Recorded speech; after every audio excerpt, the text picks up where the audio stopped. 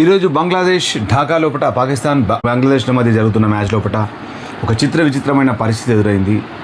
Pakistan captain Salman Ali ఆగా అతను ఒక విచిత్రమైన పరిస్థితి లోపల రన్అట్ అయ్యాడు. బట్ అది రన్అట్ అంతే. బట్ అది ఎలా అయింది, ఏంటి దాన్ని ఒకసారి దాని గురించి చూద్దాం. 231 for 3 ఉండే పాకిస్తాన్ తర్వాత రిజ్వాన్ ఒకటి బ్యాక్ ఫుట్లో ఆడిన షాట్కి సల్మాన్ ఆగా అంటే పరుగు తీసే ప్రయత్నం, అంటే బాల్ వేసిన తర్వాత నార్మల్గా ముందుకు ఒక 2 అడుగులు వేస్తారు. అలా 2 అడుగులు వేసిన తర్వాత ఆ బాల్ తనకే నేరుగా తన ప్యాడ్లకు తగిలి బాల్ అక్కడే ఆగింది. సో తను ఆ బాల్ తీసే ప్రయత్నం చేశాడు. కానీ అంతలోపనే మెహదీ బాల్ తీసుకొని ఒక 2 అడుగులు దాదాపుగా దూరంగా క్రీజ్కి దూరంగా ఉన్నాడు సల్మాన్ అలీ ఆగా అది ఎక్స్పెక్ట్ చేయలేదు. మెహదీ బాల్ తీసుకొని రన్అట్ చేశాడు, అప్పీల్ చేశాడు. థర్డ్ ఎంపైర్కి ఇచ్చాడు. థర్డ్ ఎంపైర్ ధర్మసేన అది అవుట్గా ప్రకటించారు. బికాజ్ ఇక్కడ గమ్మత్ ఏంటంటే ఇది ఒక స్పోర్ట్స్మెన్ స్పిరిట్గా చూస్తే, ఎందుకంటే బాల్ తన వైపు వచ్చింది.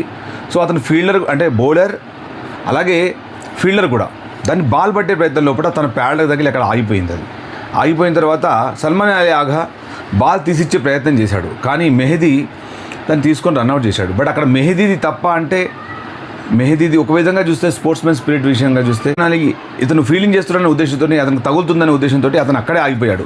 బ్యాట్ తోటి అటు అంటే మళ్ళీ క్రీజ్ వైపు వెళ్ళే ప్రయత్నం కూడా చేయలేదు.